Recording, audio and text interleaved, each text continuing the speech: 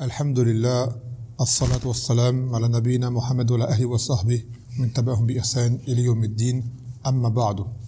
Donc dans le dernier ders, on a fini ce qui était les droits de l'épouse, en citant ce qui restait comme règle relative au ta'addud, la polygamie.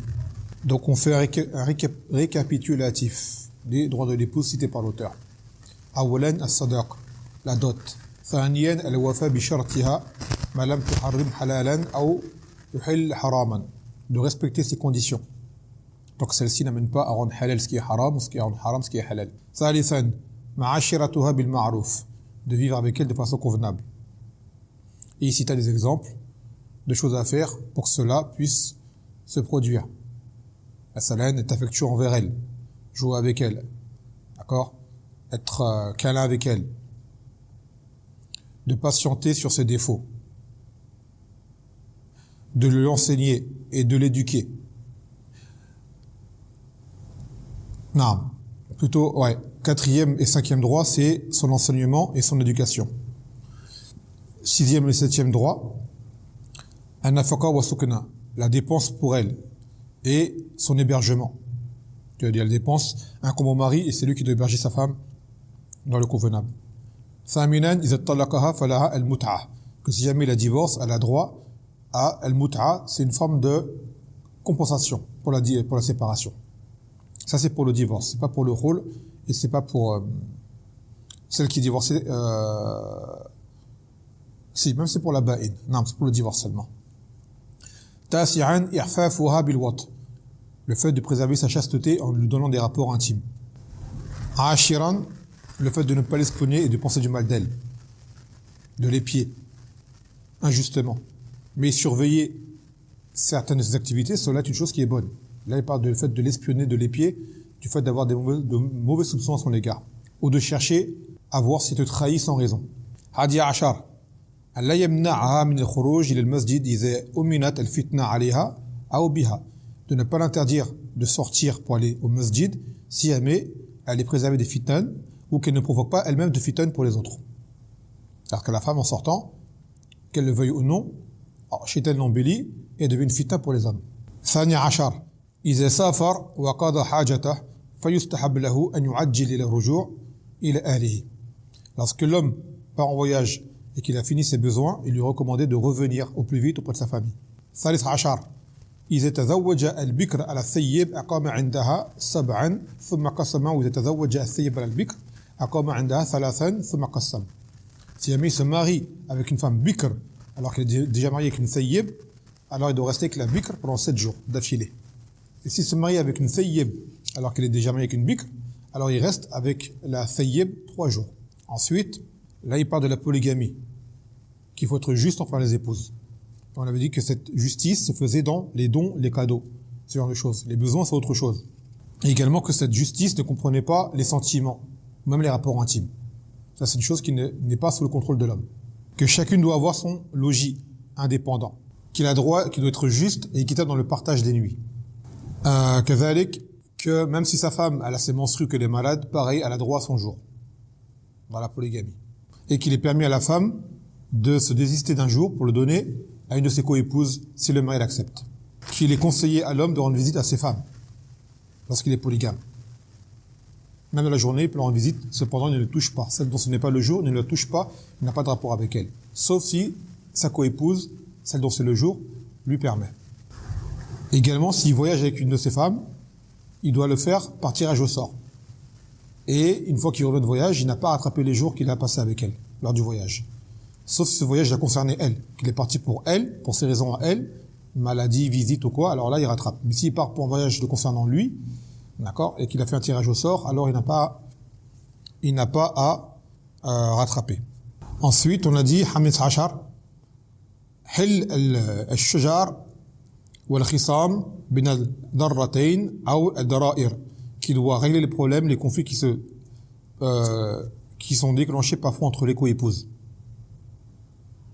Et Sadis Hachar, on a dit le droit qu'elles ont de l'héritage de leur époux. On a expliqué c'était quoi. Si jamais le mari meurt et qu'il n'a pas d'enfant, la femme a droit au quart. Et si elles sont plusieurs, elle partage ce quart entre elles. Et si jamais il meurt alors qu'elle a des enfants, alors la femme a droit au 8e. Et si elles sont plusieurs, elles partagent ce 8e ensemble. Non. Donc maintenant, on rentre dans le dernier chapitre, Inch'Allah on va finir aujourd'hui, qui est Al-Huquq Al-Mushtarika Bayna Zawjayn. Maintenant, ce sont les droits communs. Les droits communs des deux conjoints, l'un envers l'autre. Vous allez voir que certains de ces droits, en réalité, sont les droits communs des musulmans entre eux. C'est pas forcément spécifique aux mariés, d'accord, mais cela les concerne également. طيب يقول أولاً أن يعين كل واحد منهما الآخر على البر والخير. Que chacun des deux doit soutenir l'autre dans le bien et dans l'obéissance. كما قال تعالى وتعاونوا على البر والتقوى ولا تعاونوا على الإثم والعدوان. Entrez-vous dans l'obéissance et la piété et ne vous entraînez pas dans le péché et l'animosité, la transgression. Donc ça c'est de façon générale.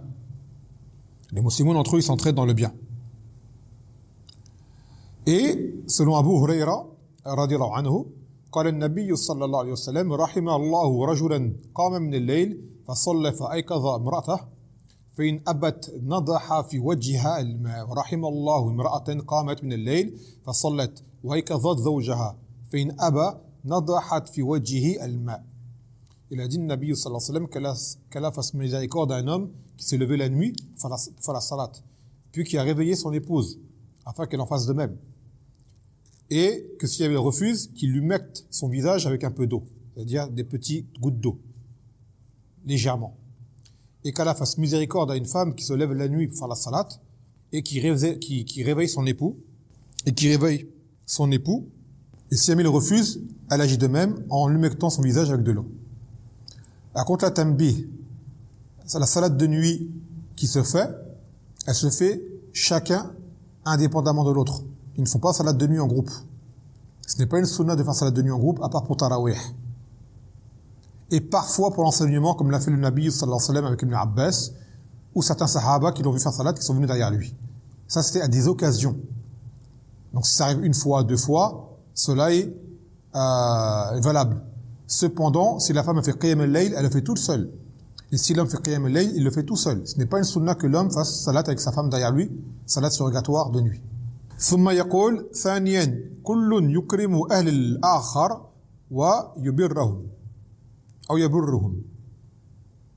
Que chacun doit honorer sa belle famille. L'homme honore la famille de son épouse et l'épouse celle de son époux.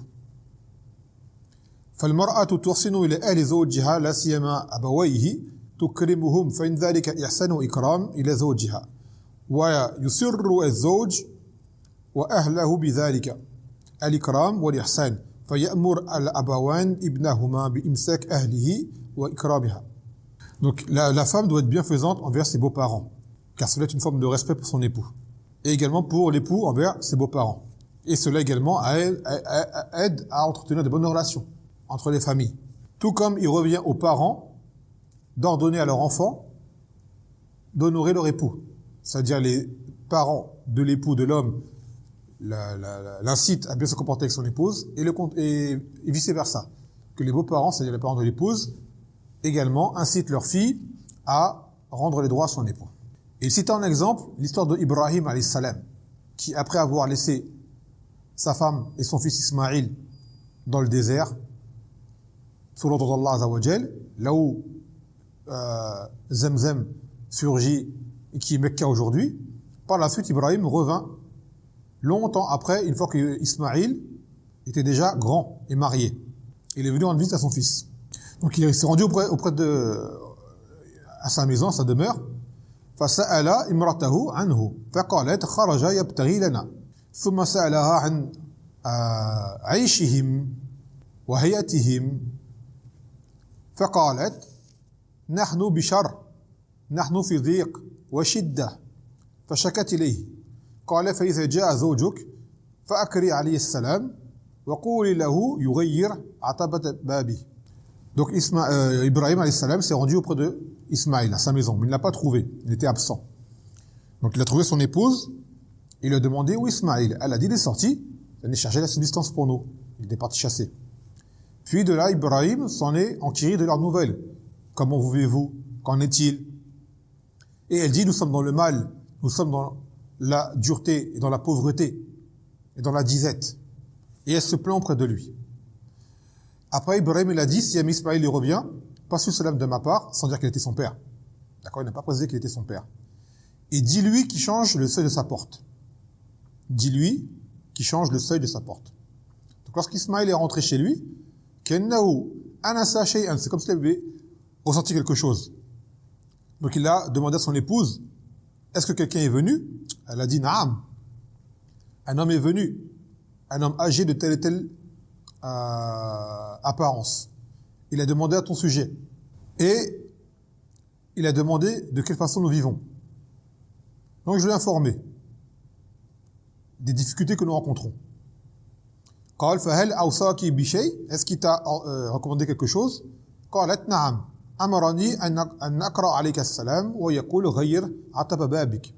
Il a dit que je te passe le salam de sa part et il t'a demandé de changer le seuil de ta porte. Donc là, Ismaïl a dit, c'était mon père, Ibrahim, et il m'a ordonné de te divorcer. Donc retourne auprès des siens et il a divorcé. Puis il s'est marié avec une autre. Et il a passé un temps avec elle. Puis Ibrahim alayhi salam revint pour lui rendre visite. Mais Ismaïl, une fois de plus, était absent. Donc Ibrahim, comme avec la première épouse, il a frappé à la porte, il a passé le salam. Fasa'ala zawjatah. Où est-ce que Ismaïl était? Elle a dit pareil, il est parti chercher la subsistance pour nous. Fasa'ala an 'ishihim wa hayatihim. Et pareil, il a demandé comment vous vivez, dans quelles conditions. Elle a dit nahnu bi khayr wa sa'atin wa asnat 'ala Allah. Faqala ma ta'amukum? Qalat al-lahm. Qala fama sharabukum? Qalat al-ma. Qala Allahumma barik lahum fi al-lahm wal ma. Donc après il a demandé, plutôt elle a informé que nous sommes dans le bien, alhamdoulilah, et nous sommes dans les largesses. Puis elle a fait les éloges d'Allah Azza wa Jal, et Ibrahim lui a dit, de quoi vous vous nourrissez? Elle dit de viande. Et de quoi vous vous abreuvez? Elle dit d'eau. Et de là, Ibrahim lui a fait un dua, que Allah mette la baraka dans leur viande et dans leur eau. Puis, il a dit, si Ismaïl revient, passe le salam, wa qul lahu an yuthabbit atabat babi. Et si jamais Ismaïl revient, passe le salam de ma part et dis-lui qu'il conserve le seuil de sa porte. Donc, lorsqu'Ismaïl est revenu, il a senti comme si quelque chose s'était déroulé une fois de plus. Il a dit, est-ce que quelqu'un est venu? Sa femme lui a dit, oui, un homme est venu de belle apparence, un homme âgé, mais de belle apparence, charismatique et autre. Il a dit, qu'est-ce qu'il t'a dit? Il m'a passé le salam et il m'a demandé de quoi nous vivons. Et je lui ai répondu que nous vivons dans le bien, les largesses, nous mangeons de la viande, et ainsi de suite. Et Ismaël lui a dit, est-ce qu'il t'a dit autre chose? Il a dit, conserve le seuil de ta porte. Là, Ismaël l'a dit, c'était mon père qui est venu. Et il m'a dit de rester vivre avec toi. Naam. Dans ce hadith-là, on voit beaucoup d'enseignements, dont le fait que la femme qui se plaint, d'accord, ce n'est pas une bonne chose. Et se plaindre auprès des beaux-parents également n'est pas une bonne chose. Surtout que c'est une plainte qui en réalité demande juste de la patience et qui n'a pas vraiment de mal derrière. Surtout qu'Ismaël faisait des causes pour respecter son épouse et lui rendre son droit. Chose qui ne demande pas de répondre par des plaintes auprès du père. Même si elle ne savait pas que c'était son père, quoi qu'il en soit, justement, c'est pire encore. Elle s'est plainte auprès d'un inconnu. Ce qui est d'autant plus grave. Elle ne savait pas que c'était le père d'Ismaïl. Donc un inconnu, il vient, il demande sur ton couple et toi tu te plains. Donc ça amène à quoi? À une mauvaise opinion au sujet de cette femme. Donc là, Ibrahim, des fois je confonds, je dis Ismaïl, je veux dire Ibrahim. Attention, des fois je suis à lapsus sans me rendre compte. Vous avez compris dans l'histoire que Ibrahim c'est le père, Ismaïl c'est le fils. Donc là, Ibrahim n'a pas vu cette femme comme étant appropriée pour son fils. Donc il a demandé qu'il la divorce. Quant à la deuxième, Masha'Allah, elle a eu un bon comportement, elle était positive, hein, elle a fait des éloges, alors qu'en réalité, il n'y avait pas de différence entre elle et la première dans le mode de vie. Cependant, peut-être que la première était plus exigeante, moins patiente, et ce qui s'ensuit. Et donc de là, Ibrahim a apprécié le comportement de la deuxième épouse, et de là, il a incité son fils à la garder auprès de lui. Naam. Donc là, c'était le shahid par rapport au fait que les époux doivent respecter leurs beaux-parents autant que possible. Après, on sait que des fois, il y a des problèmes, les beaux-parents ne sont pas droits, les beaux-parents font, surtout entre les belles-mères, la belle-mère et la belle-fille, souvent il y a des problèmes, c'est vrai. À ce moment-là, il faut patienter autant que possible, d'accord, et ne pas aggraver la situation, éviter les mauvaises paroles, quitte à ce que le mari évite les rencontres autant que possible. Quoi qu'il en soit, tant que cela n'a pas lieu, essayez de rendre le plus grand respect possible aux beaux-parents. Et cela fait plaisir à l'époux comme à l'épouse. ثالثا ألا يضر أحدهما الآخر ولا يؤذيه, que aucun des deux ne porte préjudice à l'autre ni ne lui nuit. C'est-à-dire que les époux ne doivent pas se faire du mal communément. Ça, c'est une chose qui est évidente. Comme قال تعالى لا تضار والدة بولدها ولا مولود له بولده, que il n'a pas à faire subir de dommages à la mère pour son enfant et ni le père pour son enfant. وقال تعالى أسكنوهن من حيث سكنتم من وجدكم ولا تضاروهن لتضيقوا عليهن. Ne cherchez pas à leur nuire, c'est-à-dire à la femme. Là, il parle à propos de celle qui est divorcée en plus. Donc, ne cherchez pas à leur nuire en les contraignant à vivre à l'étroit. Donc ça, c'est pour la femme qui est en idda, qui est en période de viduité. Alors que dire de celle qui est ton épouse de base? À plus forte raison qu'elle devra être respectée. Donc, il n'est pas permis à l'époux de nuire à son épouse et ni l'épouse à son époux. Par les mauvais comportements, par les mauvaises paroles, par les manigances, par l'espionnage, par les mauvais soupçons, par le manque de respect, et ainsi de suite. Toutes les formes de choses qui portent préjudice. وقال النبي صلى الله عليه وسلم كما هو معلوم المسلم من سلم المسلمون من لسانه ويده, que le musulman, c'est-à-dire véritable musulman, c'est celui dont les autres musulmans sont à l'abri de sa langue et de sa main. Donc ça, c'est valable également pour les époux. يقول رابعا يتجمل ويتزين كل واحد منهما للآخر, que chacun doit s'embellir pour l'autre, que chacun doit chercher à s'embellir pour plaire à l'autre. La femme envers l'époux et l'époux envers sa femme. وقال النبي صلى الله عليه وسلم إن الله جميل يحب الجمال, que Allah est beau et aime la beauté.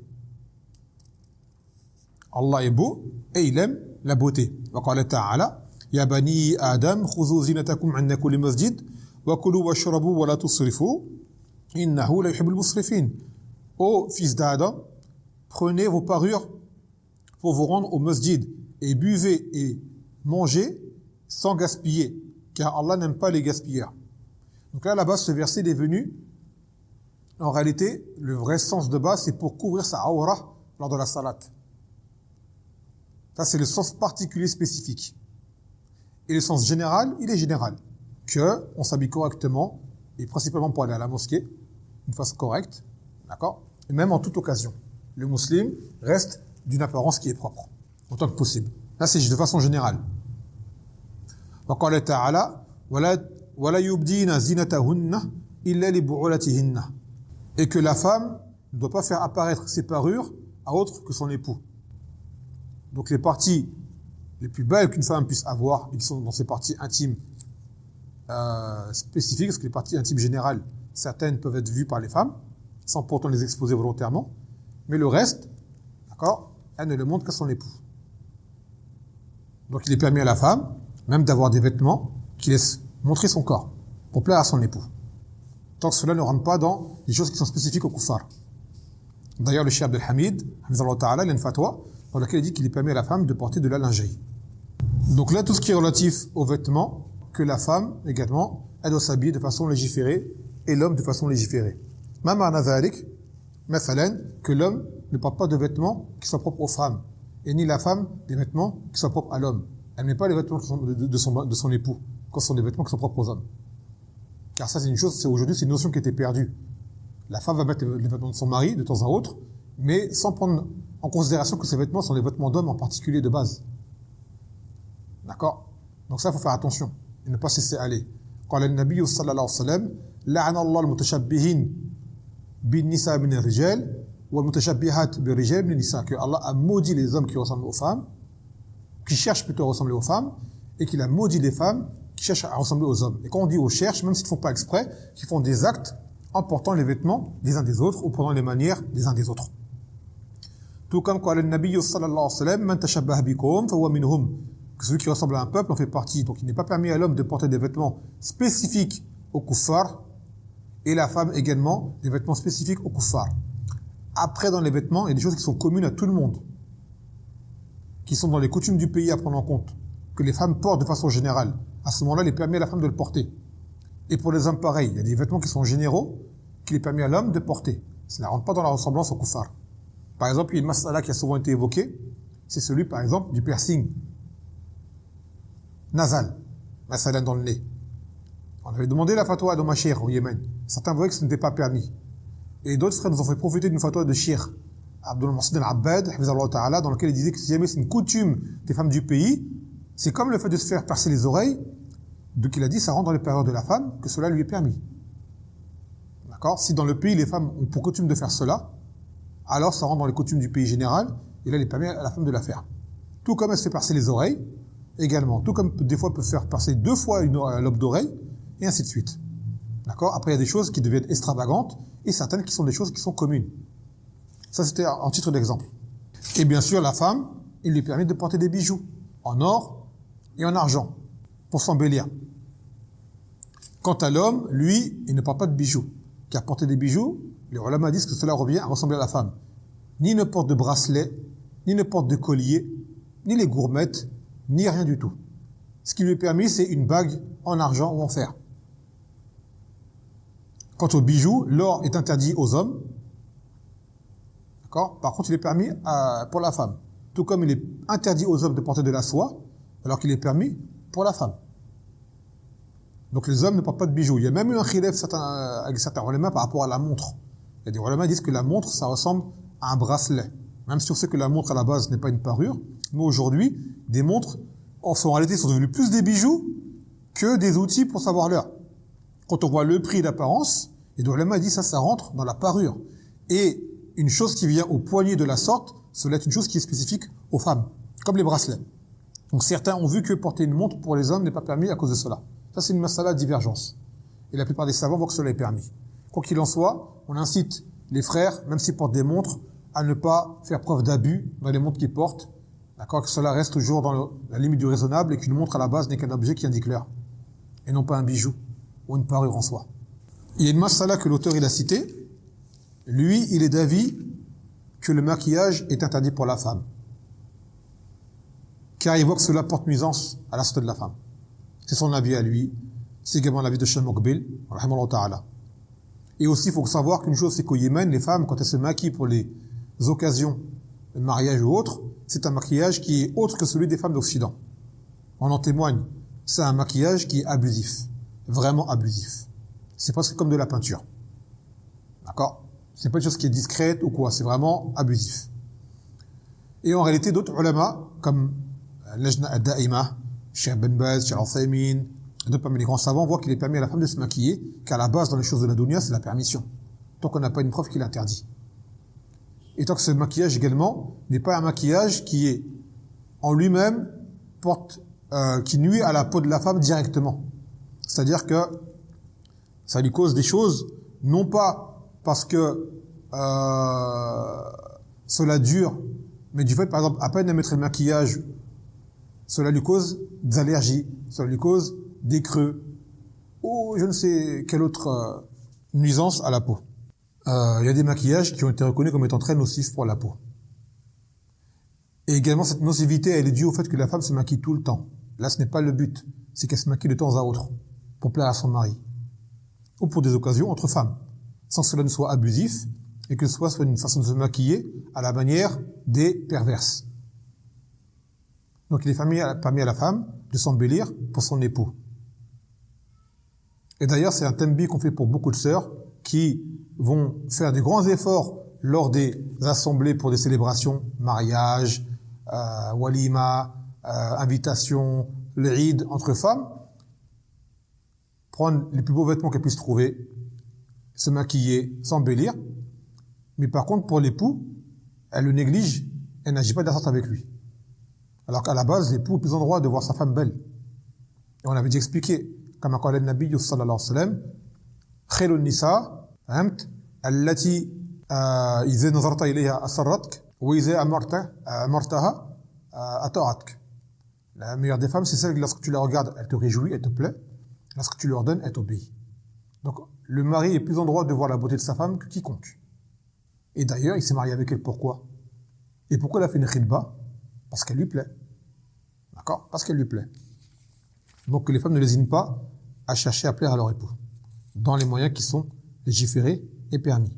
Il y a parmi les façons de s'embellir connues de la sunna, le kuhl, le noir, que le mettre autour des yeux. C'est une chose qui est connue. Et ça, c'est un embellissement prophétique. Et également, il renforce le regard. Ça renforce le regard. Puis, il y a des moyens d'embellissement que les femmes aujourd'hui utilisent beaucoup, qui ont été interdits. مثلا كما قال النبي صلى الله عليه وسلم لعن الله الواصلة والموصولة, que Allah a maudit le mawsula.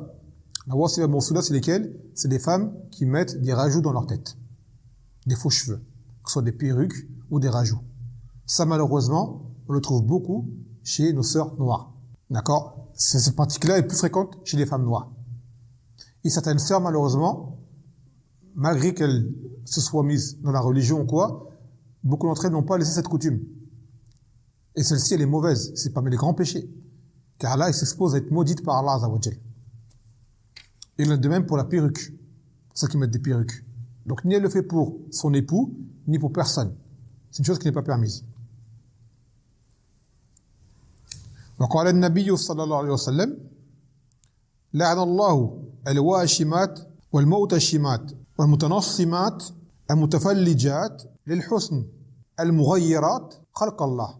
Selon Ibn Mas'ud, il a dit Nabi sallallahu alayhi wa sallam, Allah a maudit celles qui se font tatouer et celles qui se tatouent, et celles qui s'épilent les sourcils, et celles qui s'écartent les dents pour s'embellir.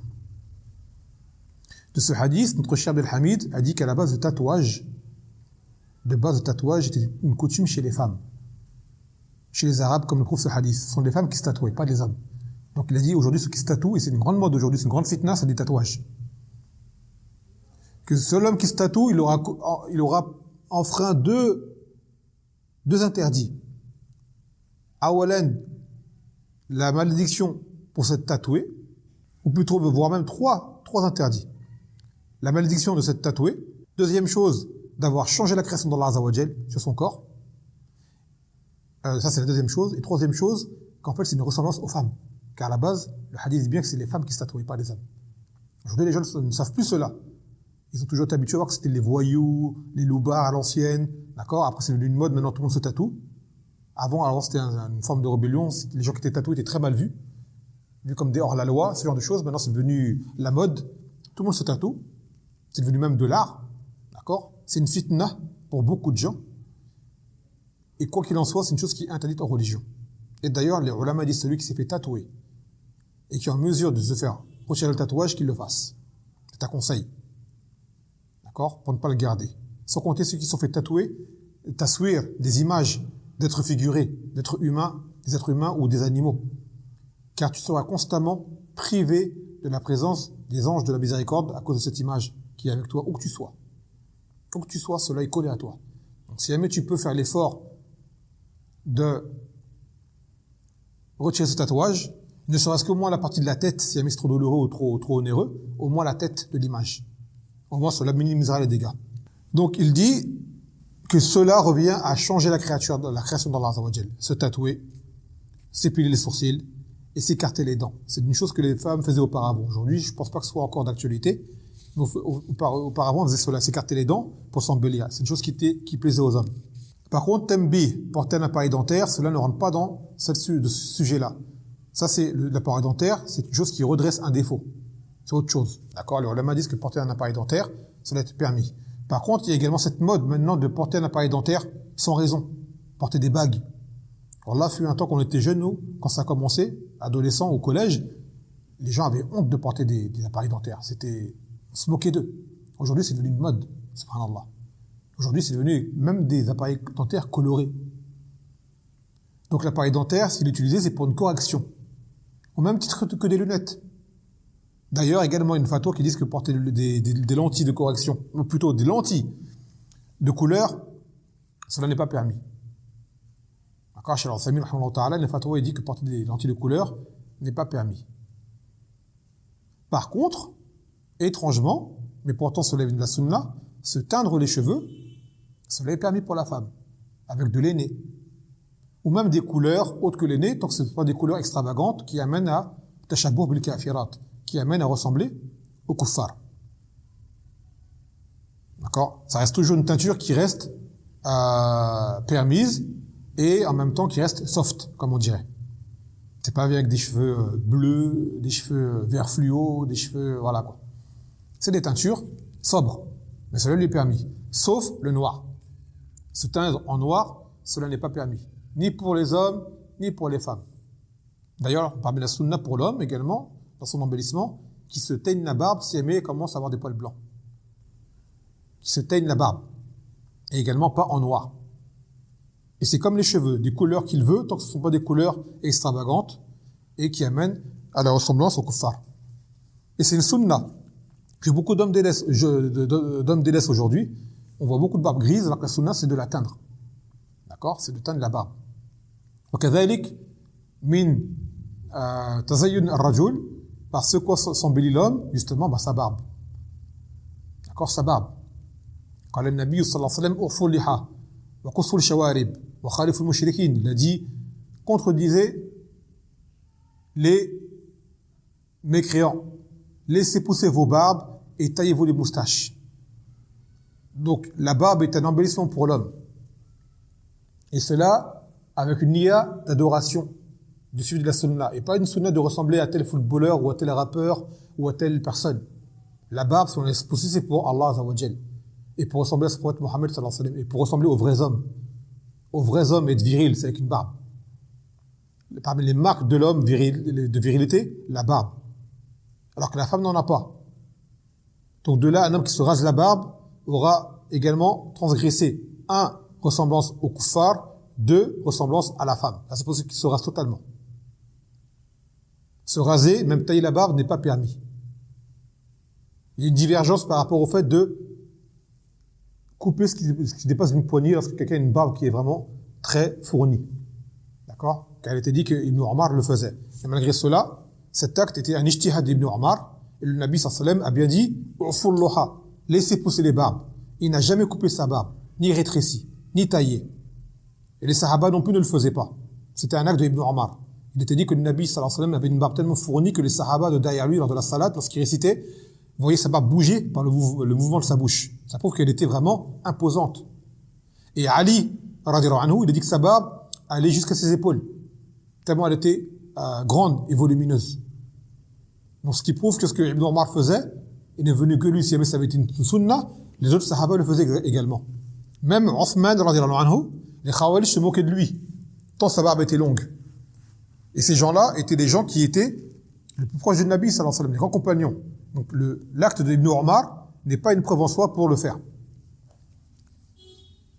Donc l'homme, parmi les périodes qu'il puisse avoir, c'est se laisser pousser la barbe. Ne pas la toucher. D'accord? Ne pas la toucher et l'entretenir. Il peut la laver, il peut la teindre, ainsi de suite, si jamais celle-ci commence à blanchir. Et pour les malabis, pour les vêtements, de porter ce qui est légiféré. Tant pour la femme que pour l'homme. Et là, on parle des vêtements, bien sûr, à l'intérieur, entre eux. D'accord? Les vêtements intérieurs, extérieurs, c'est connu. Le jilbab, et le fait de se couvrir le visage. Aujourd'hui, les gens ils disent sitar. Ce terme sitar, c'est un terme qui est nouveau, qui n'existait pas chez les gens de la sunna, auparavant, chez les salafs. Car le mot hijab, de base, hijab veut dire justement ce qui couvre le visage. Le hijab, c'est pas le simple voile qui couvre les cheveux. Le hijab, c'est ce qui couvre le visage. C'est pour ça que si demain vous allez chez les Arabes, vous leur dites sitar, ils vont pas comprendre. Foulana tabas c'est sitar. Sitar là-bas, c'est un rideau.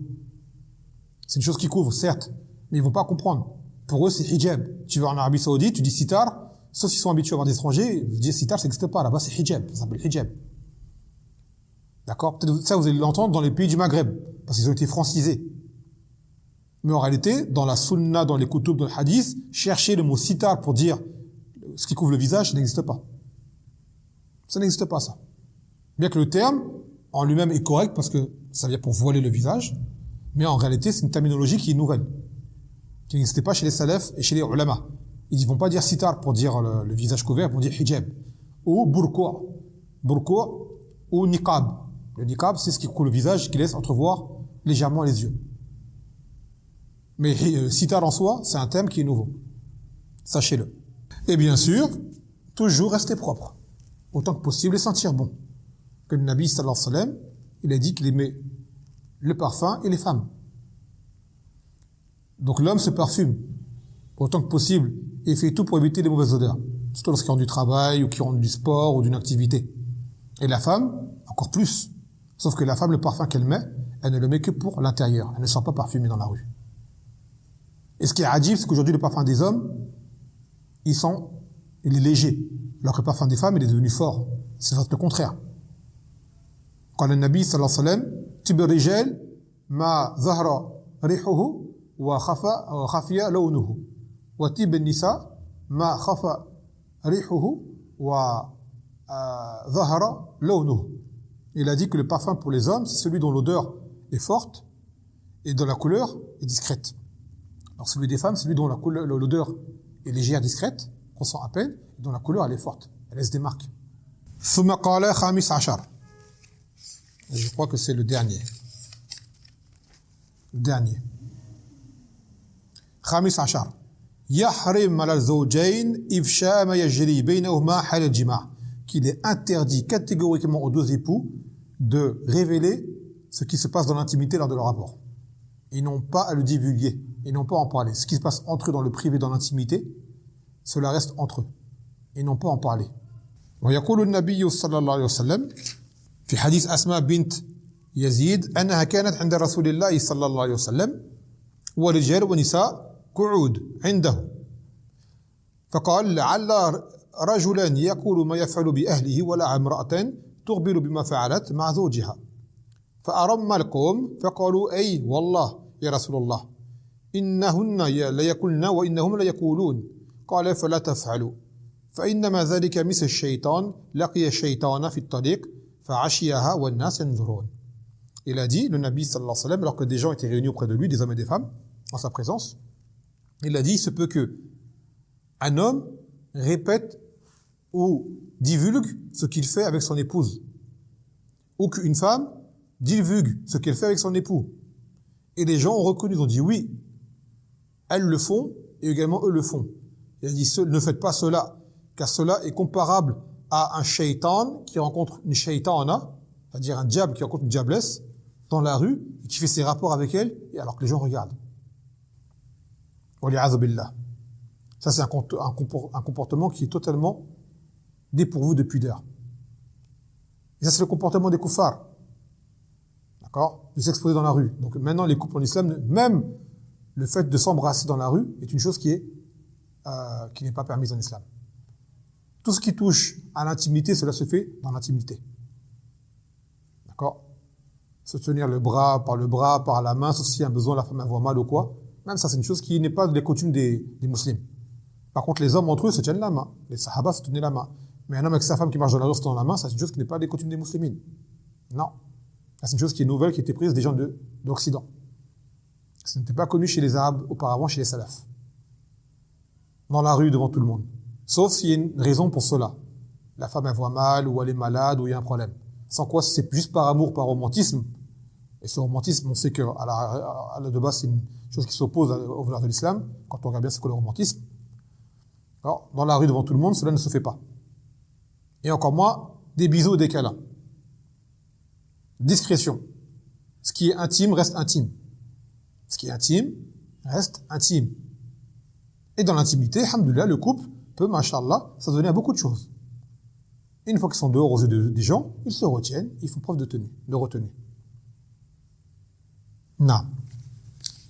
Donc voilà en gros ce qu'on a appris de ce kitab. Taïeb, en espérant qu'il sera utile pour la ummah.